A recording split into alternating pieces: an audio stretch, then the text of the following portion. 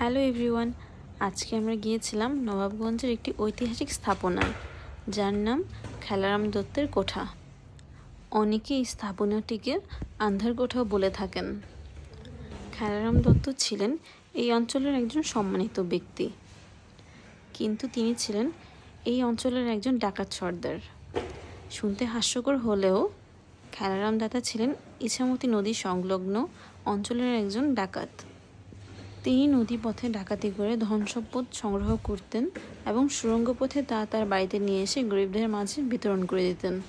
বলতে গেলে তিনি ছিলেন এই এলাকার রবিনহুড। তার বাড়ি আজ পরিত্যক্ত, কিন্তু এই ভাঙাচোরা দেয়াল আর পুরনো কাঠামোর ভেতরেই লুকিয়ে আছে ইতিহাসের গল্প। এই বাড়ির প্রতিটি কোণ যেন অতীতের গল্প বলে।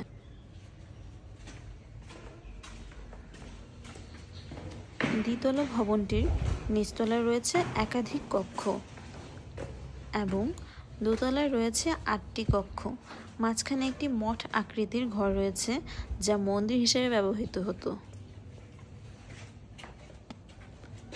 এটি সেই মন্দির।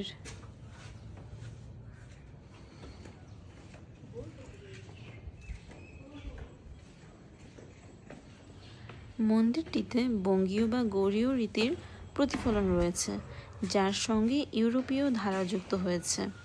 মূল রং ছিল লালচে, তবে সাম্প্রতিক সংস্কারে সাদা রঙের প্রলেপ দেওয়া হয়েছে।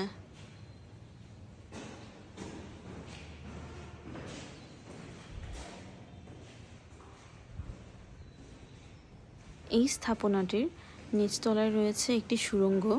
স্থানীয়রা বলে ইছামতি নদী থেকে একটি সুড়ঙ্গ পথ এই বাড়ির সাথে সংযুক্ত ছিল, যা দিয়ে ধন সম্পদ আনা হতো।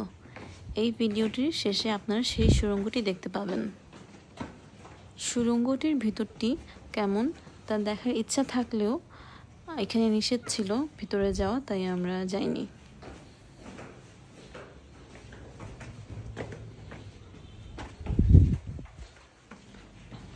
এখন আমরা সুড়ঙ্গতে যাচ্ছি।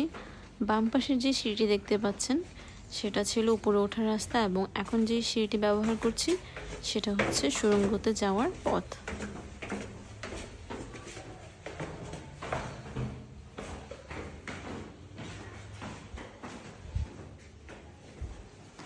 এটাই সেই সুড়ঙ্গ। এই ছোট্ট যাত্রার সাথে থাকার জন্য ধন্যবাদ।